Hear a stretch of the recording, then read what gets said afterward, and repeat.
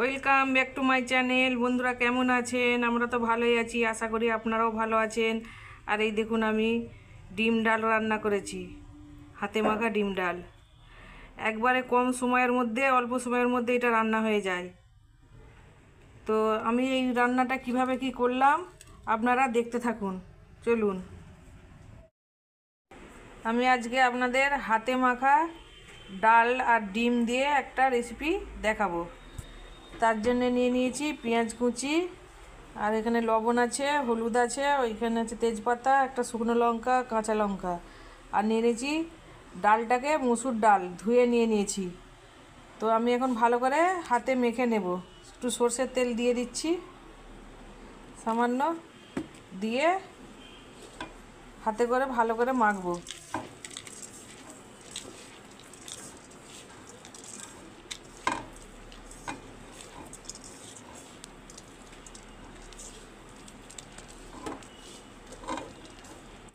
হাতে মাখা হয়ে গেছে ডালটা, এবার আমি জল দিয়ে দেব।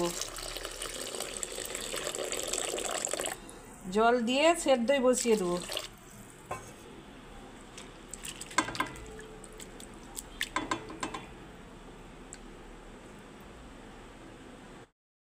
এই দেখুন বন্ধুরা, ডালটা এখন সেদ্ধই হয়ে গেছে। এবারে ডালটাকে একটু ঘুঁটে নিচ্ছি ভালো করে।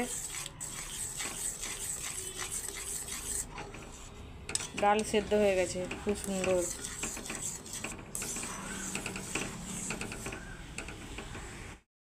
এইখানে 3টে ডিম নিয়ে নিয়েছি, কাঁচা ডিম। এখন ডালে আমি এগুলোকে ভেঙে দেব। ডিমগুলোকে এই যে ভেঙে এইভাবে দিয়ে দিচ্ছি।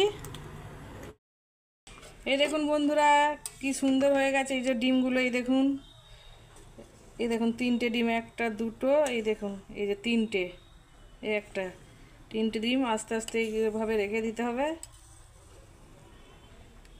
আর এখন আমি ধনে পাতা দিয়ে দিচ্ছি।